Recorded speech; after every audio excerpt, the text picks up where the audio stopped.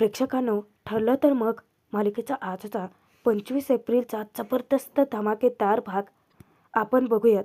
ऊर्जा संतोषला घेऊन कोर्टात हजर होते, पण सगळा प्लॅन चौपट होतो. कारण संतोषला प्रियानं ब्लॅकमेल केलेलं असतं आणि म्हणून तो आळ स्वतःवरती घेतो. या सगळ्यांमध्ये अर्जुन सुखरूप सुटतो खरा, पण त्याने आता विडा उचललाय की खऱ्या गुन्ह्याला तो शिक्षा मिळवून देईलच. आणि प्रियाच्या विरोधात त्याने पुरावे गोळा करायलाही सुरुवात केली. पण कोर्टाच्या बाहेर सायली अर्जुनला खडे बोल सोडवणाऱ्या प्रियाचं ऊर्जाने चांगलंच थोबाड फोडलंय. त्यात आता अधिराज प्रियाच्या अकाउंटमध्ये 5 लाख रुपये ट्रान्स्फर करतो, पण कॅमेऱ्याद्वारे त्याने प्रियाचं सगळं काही बोलणं रेकॉर्ड केले. म्हणजे सायली अर्जुनच्या हाती आता भक्कम पुरावे आहेतच, पण सोबतच आता सायलीला सँडीचा फोन येतो. प्रियाच्या अफेअर्सचे पुरावे तो सायलीला देणार ही गोष्ट आता प्रियाला कळाली. पण प्रिया ते पुरावे कसे नष्ट करणार आहे? की ऐनवेळीच आता सायली अर्जुन सुभेदारांच्या समोर प्रियाचा खरा मुखवटा फाडतील? बघूयात. त्यासाठी आजचा भाग शेवटपर्यंत जरूर बघा. कोर्टाने अर्जुनला फक्त 5 मिनिटांचा वेळ दिलेला असतो. सायली, चैतन्य दोघंही इन्स्पेक्टर सावंत, ऊर्जा यांना कॉन्टॅक्ट करण्याचा प्रयत्न करत असतात, पण शेवटी ते त्यांचे फोनच घेत नाहीत. आता वेळ संपल्यानंतर जज साहेब कोर्टाचा निर्णय ठोठावणार इतक्यातच ऊर्जा संतोषला घेऊन तिथे हजर होते. तेव्हा सायली, चैतन्य दोघेही खूपच खुश होतात. अर्जुन जज साहेबांना म्हणतो की मला काही संतोषला प्रश्न विचारायचे आहेत. जज साहेबांकडून परवानगी मिळते. संतोष कटघऱ्यात उभा राहतो. ऊर्जा सायलीसोबत बसते. पण आता अर्जुनचा हा मास्टर प्लॅन त्यांच्यावरतीच उलटा पडणार असतो. कारण जेव्हा संतोषला अर्जुन प्रश्न विचारतो की खून होतेवेळी तुम्ही तिथेच हजर होतात, तेव्हा संतोष फक्त मान हलवतो. मग मला सांगा की तो खून नक्की कोणी केलाय? संतोष सांगतो, शांताचा खून होतेवेळी मी तिथेच हजर होतो. आणि तो खून? आता सगळ्यांना आशा लागून राहते की हा प्रियाचं नक्की नाव घेईल, पण सगळं उलटच घडतं. कारण संतोष कोर्टासमोर प्रियाचा खुनाचा आळ स्वतःवरती घेतो. तो सांगतो की शांताचा खून मी केलाय. सायली, चैतन्य, अर्जुन, ऊर्जा यांच्या पायाखालची जमीनच हादरते आणि प्रियाला आनंदाच्या उकळ्या फुटतात. मनातच आनंद साजरा करत म्हणते की सायली, अर्जुन, तुम्ही मला खूप मूर्ख समजता ना? तुम्हाला काय वाटलं की तुम्ही सहजासहजी मला अडकवाल? आणि प्रियाला तो प्रसंग आठवतो की अधिराजला अडकवून प्रिया संतोषला भेटायला गेली होती. तेव्हाचा प्रसंग फ्लॅशबॅकमध्ये आपल्याला त्याने आता दाखवलाय. प्रिया जेलमध्ये संतोषला भेटायला जाते. तू जरी सायली अर्जुनच्या हाती लागला तरीसुद्धा तू माझं काहीही वाकडं करू शकत नाही. संतोष, अरे मी असं ऐकलंय की तुझी बायको खूप सुंदर दिसते, पण काय होईल जेव्हा तिच्या त्याच सुंदर चेहऱ्यावरती सूर्याचे ओरखडे असतील तर? मी असंही ऐकलंय की ती खूप आजारी असते आणि तिच्या ऑपरेशनसाठी पैशांची खूप गरज आहे. मग आता हे सगळं तू माझ्याशिवाय मॅनेज कसं करणार आहे? शांताचा खुनाचा आरोप तू स्वतःवरती घे. संतोष हादरतो. काय? प्रिया सांगते की हो. नाही म्हणजे आता तुला जर तुझ्या बायकोचं ऑपरेशन व्यवस्थित व्हावं असं वाटत असेल, ती वाचावी असं वाटत असेल, तर तू कोर्टात माझं नाव घ्यायचं नाहीस. तो खून तू केलायस असं सांगायचं. तेव्हा संतोषचे हात दगडाखाली अडकलेले असतात. तो प्रियाला सांगतो की मला फक्त माझी बायको बरी झालेली हवी. ते शेवटी संतोष प्रियावरचा आळ स्वतःवरती घ्यायला तयार होतो. आता कोर्टात सीनमध्ये बघा, अर्जुन धक्क्याने विचारतो की सिरियसली शांताचा खून तू केलायस? खोटं का बोलतोयस तू? त्यावर संतोष भडकतो की अहो, मी खरं काय तेच सांगतोय. शांताचा खून मी स्वतःच केलाय. त्यावेळी शांताचा मला खूप राग आला होता. माझा कसा तोल केला मला नाही माहिती, पण तिथला सुरा मी घेतला आणि परत परत परत परत तिच्यावरती वार करत गेलो. त्यानंतर पुरावे त्याने कसे नष्ट केले हे सगळं तो कोर्टाला सांगायला लागतो. सायली, ऊर्जा, चैतन्य, अर्जुन सर्वजण हादरून गेलेले असतात. संतोषने तर आता स्वतःहून गुन्हा कबूल केलाय म्हटल्यानंतर कोर्ट तरी काय निर्णय ठोठावणार ना. जज साहेब तिथे ॲडव्होकेट प्रभूला विचारतात की तुम्हाला संतोष लांडगे यांची उलट तपासणी घ्यायची आहे का. तो स्पष्ट नकार देतो. पुन्हा ते प्रश्न विचारतात की तुम्हाला अर्जुन सुभेदारांनीच हा खून केलाय याचे काही पुरावे द्यायचे आहेत का. आता प्रभूला काय, अर्जुनने स्वतःला निर्दोष सिद्ध केलंय, त्याच्याकडे थोडीच पुरावे राहणार आहेत. तो सांगतो की नाही.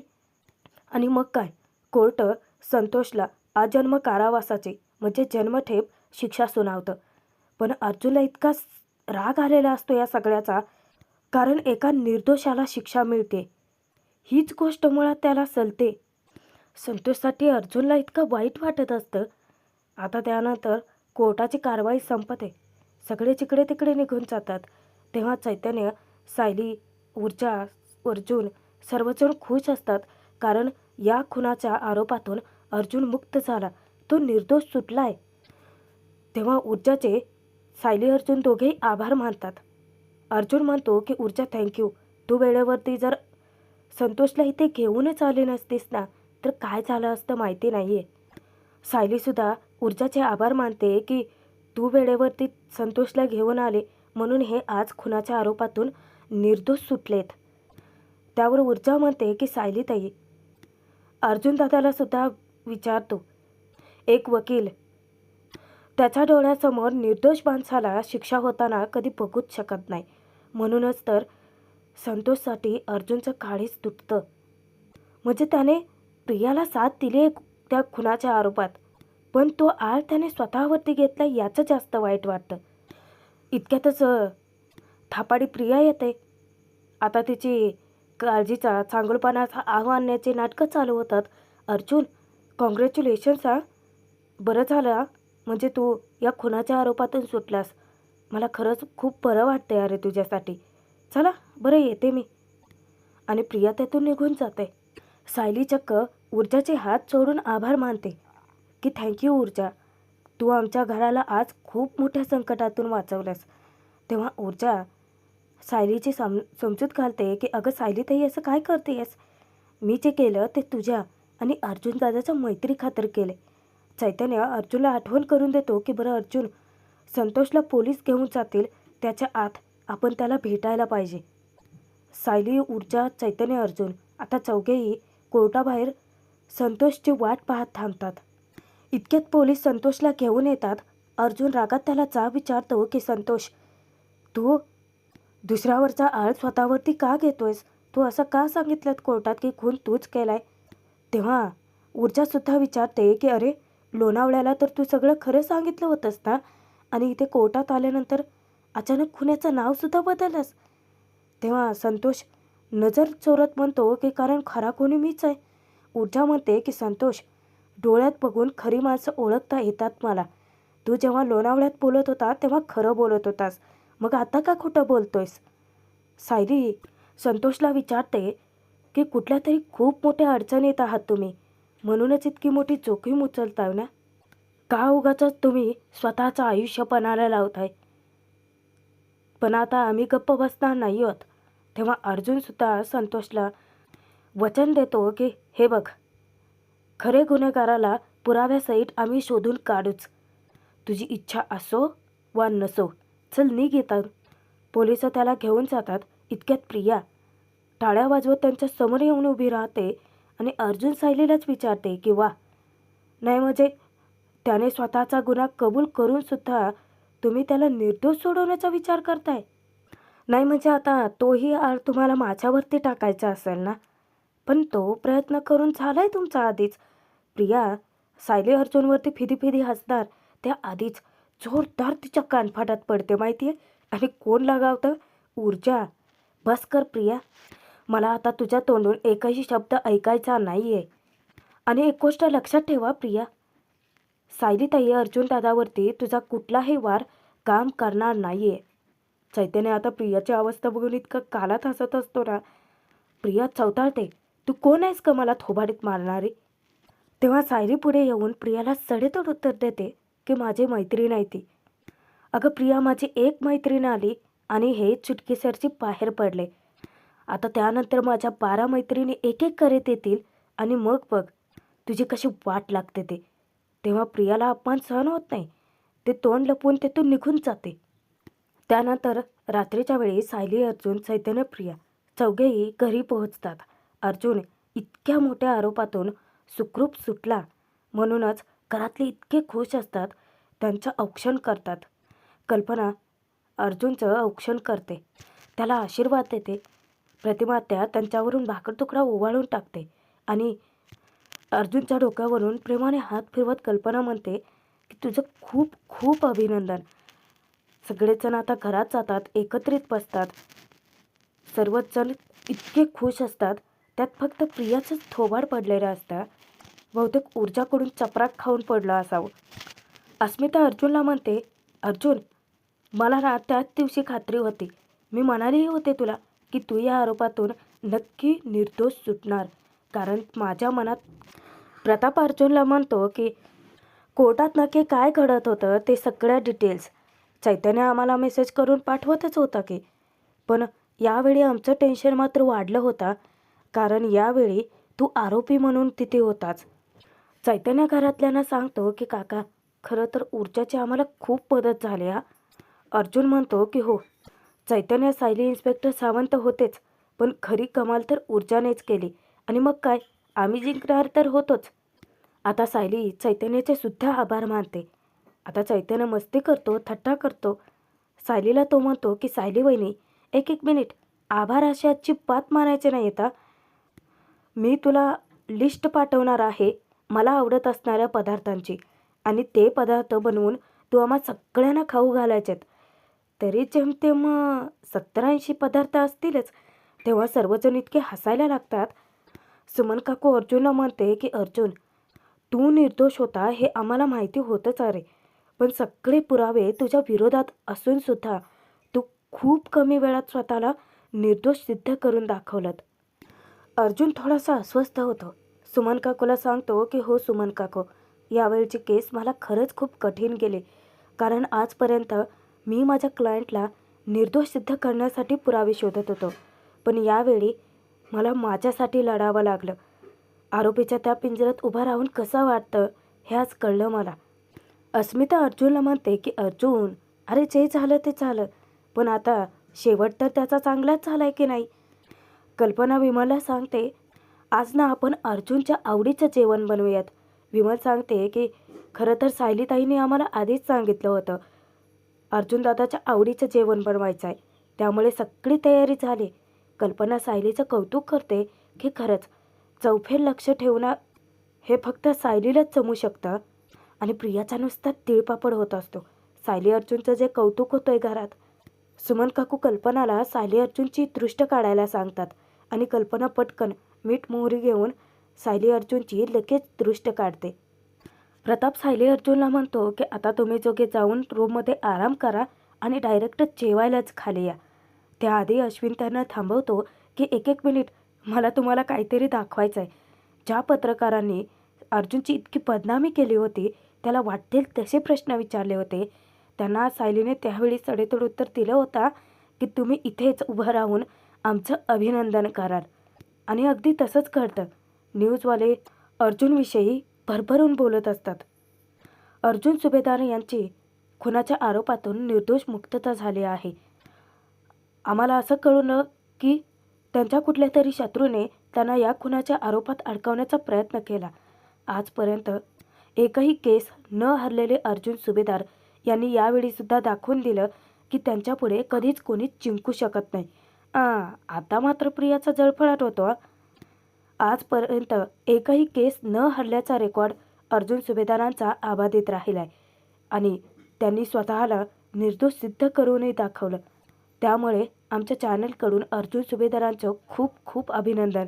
सर्वजण घरातले अर्जुनसाठी टाळ्या वाजवत असतात. इतकं हसू येतं ना या सगळ्यांना. प्रताप म्हणतो की अर्जुन, अरे कालपर्यंत तुझ्याबद्दल किती वाईट बातम्या देत होती लोक. तेवर चैतन्य म्हणतो की नाहीतर काय, 180 डिग्री टर्न मारला या लोकांनी. प्रतिमा ते म्हणते की अर्जुन, अरे त्या दिवशी ही लोक घरावर मोर्चा घेऊन आली ना, किती घाबरलो होतो अरे आम्ही. पण बघ, आता शेवटी या लोकांना सुद्धा मान्य करावं लागलं की जिंकलास तर तूच. अस्मिता सांगते की सायली अर्जुन, आता तुम्ही उगाच वेळ काढू नका, जा आणि जाऊन आराम करा. सायली अर्जुन जिन्यापर्यंत जाणार. प्रिया विचार करते की अरे, मला तर वाटलं होतं की हा अर्जुन आता जेलमध्ये सडेल आणि घरात मी सेफ राहील, पण कसलं काय. आता सायली अर्जुनने माझ्या विरोधात जे काही पुरावे गोळा केले असतील ते तर नष्ट करावे लागतील आणि त्यासाठी आधी पैसा लागेल. तो फक्त मला अधिराजकडून मिळू शकतो. अचानकच अश्विनला ती म्हणते की अश्विन, माझी एक महत्त्वाची मीटिंग आहे, मला अर्जंटली जावं लागते. ते ऐकून सायली अर्जुन थबकतात. अश्विन धक्क्याने विचारतो की आत्ता? प्रिया थापा मारते. हो, अरे एक US वरून क्लायंट आले आहेत ना, तर त्यांना अर्जंटमध्ये काही डिझाईन द्यायचे आहेत. त्याच्याबद्दलची मीटिंग आहे आमची, तर मला अर्जंटली जावं लागेल. अ, आई बाबा मी गेले तर चालेल का? प्रताप तिला सांगतो की मला काय विचारतेस? अगं तुझ्या नवऱ्याला विचार आणि जा. अश्विन भोळा बाबडा विचारा. प्रियाला तो म्हणतो की तन्वी, तुझं काम असं माझ्यासारखंच आहे. सकाळी 9 ते 6 असं काही होऊ शकत नाही.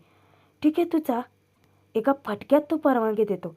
प्रिया तिथेच थांबून अधिराजला मेसेज करते की तिला अर्जंटली त्याला भेटायचं आहे. नक्कीच इथे प्रियाचं काहीतरी कारस्थान असेल. सायली अर्जुनला पूर्ण खात्री असते. सायली अर्जुनला कुजबुजते की आत्ता या वेळेला कुठे चालली ही. अर्जुन खात्रीने सांगतो, नक्कीच अधिराजला भेटायला चालले असेल. चल फोन करून कन्फर्म करू. ते दोघेही रूममध्ये निघून जातात. प्रतिमा, सुमन काकू दोघेही घरी जायला निघतात. आता कल्पना प्रताप त्यांना जेवणासाठी आग्रह धरतात, पण त्या त्यांना भूक लागली नसल्याचं सांगून घराबाहेर पडतात. त्यानंतर कल्पना विमलला स्वयंपाक झाल्यानंतर हाक मारायला सांगते. सर्वच जण जिकडे तिकडे जातात. तिथे फक्त असतात अस्मिता आणि चैतन्य. अस्मिता चैतन्याला विचारते की पण चैतन्य, मला काय वाटतं की अर्जुनला या खुनाच्या आरोपात अडकवण्याचा कोणी प्रयत्न केला असेल रे. चैतन्य म्हणतो की हे बघ, काही व्यक्तींबद्दल आम्हाला अंदाज आहे खरा, पण ती व्यक्ती नक्की कोण आहे ते अजून शोधून काढलेलंच नाही आहे. अस्मिता विचारते की पण ती व्यक्ती नक्की कोण आहे. चैतन्य म्हणतो की अस्मिताई, ते जाऊ दे, तू सोड ना. ती व्यक्ती लवकरच सगळ्यांच्या समोर असेल, पण मी तुझ्यासाठी एक गंमत आणली आहे. अस्मिता खुश होऊन विचारते की काय आणलंयस माझ्यासाठी. तेव्हा चैतन्य तिला सांगतो की अस्मिताई, तुला नखं रंगवण्याचा खूपच शौक आहे ना. म्हणजे आम्ही कॉलेजला होतो तेव्हा तासनतास तू नखं रंगवत बसलेली असायची. हे बघ, मी तुझ्यासाठी हे नेल आर्ट सेट आणलं आहे. अस्मिता खूप खुश होते सुरुवातीला, पण ती सांगते की चैतन्य, काय आहे, मला पूर्वी इतका नाद होता या सगळ्याचा. तू, अर्जुन, चैतन्य, अश्विन किती चिडवायच्या ती यावरून यार मला. पण आता कसं आहे, लावू शकत नाही ना मी, कारण बाळामुळे सतत हात माझा पाण्यात असतो. आणि तसंही लावून दाखवू तरी कोणाला. चैतन्य तिची समजूत घालतो की अस्मिताई, आपलं काय ठरलंय, कोणाला दाखवण्यासाठी काहीही करायचं नाही आहे. तुला छान वाटतं, तू आनंदित राहावीत म्हणून सगळं करायचं आहे. अस्मिताला ते पटतं सुद्धा. सायली अर्जुन रूममध्ये येतात तेव्हा सायली इतकी थकलेली असते. अर्जुनला ती म्हणते की चला, आज केस संपली एकदाची. तेव्हा अर्जुन म्हणतो की आता तर कुठे सुरुवात झाली प्रियाचा मुखवटा फाडण्याची. शांता मावशीचा खून प्रियानेच केलाय हे आपल्याला आता पुराव्यानिशी सिद्ध करावं लागेल. तेव्हा सायली विचारते की अहो, पण आळ तर संतोषने स्वतःवरती घेतलाय ना. अर्जुन सांगतो की तो पण एक प्रियाचा डाव असेल. कदाचित त्याने संतोषला पैसे दिले असतील किंवा ब्लॅकमेलही केलं असेल, पण आपल्याला लवकरात लवकर आता तिच्या विरोधात पुरावे शोधावे लागतील आणि कोर्टात हे सिद्ध करावं लागेल की खरी खुनी प्रियाचा आहे. प्रेक्षकांनो, आजचा हा जबरदस्त भाग इथेच संपतोय. पुढे बघूयात. अधिराज प्रियाला बरोबर घोळात घेतो. प्रियाला आता हे दाखवून देतो की त्याचं किती प्रेम आहे तिच्यावरती. तो सांगतो की तुझ्यासाठी मी कितीही किंमत मोजायला तयार आहे. एकदा तुझा फोन चेक कर. त्याच्यावरती 5 लाख रुपये त्याने ट्रान्स्फर केलेले असतात, पण ते सगळं गुपचूप त्याने एका कॅमेऱ्याद्वारे रेकॉर्डही केलेलं असतं. दुसऱ्या दिवशी सायली अर्जुनला सांगते की प्रियाच्या विरोधात आपल्याकडे खूप सारे पुरावे गोळा झाले आहेत. आता आपल्याला तिची एक एक कारस्थानं बाहेर काढावी लागतील. सायली किचनमध्ये फोन चार्जिंगला लावते आणि तशीच बाहेर निघून जाते. तिचा फोन वाजतो. प्रिया फोन चेक करते. फोन असतो सँडीचा. ती फोन घेते तेव्हा पलीकडून सँडी म्हणतो की तुम्ही पुराव्यांसाठीच मला फोन केला असेल ना. डोंट वरी, प्रियाच्या अफेअरचे सगळे पुरावे माझ्याकडे आहेत, ते मी तुम्हाला देतो. प्रियाला आता इतका मोठा धक्का बसतो ना. विचार करते की माझ्या अफेअरचे पुरावे. पण आता ते पुरावे सायलीच्या हाती कसे लागतील की प्रियाच मध्ये काहीतरी खोडा घालेल. आणि या वेळेला मदतीला येणार आहेत ईश्वरी आणि काव्या. त्यांच्या मदतीने प्रियाच्या अफेअर्सचे पुरावे सायलीपर्यंत कसे पोहोचतील पाहणं तितकंच मनोरंजक ठरणार.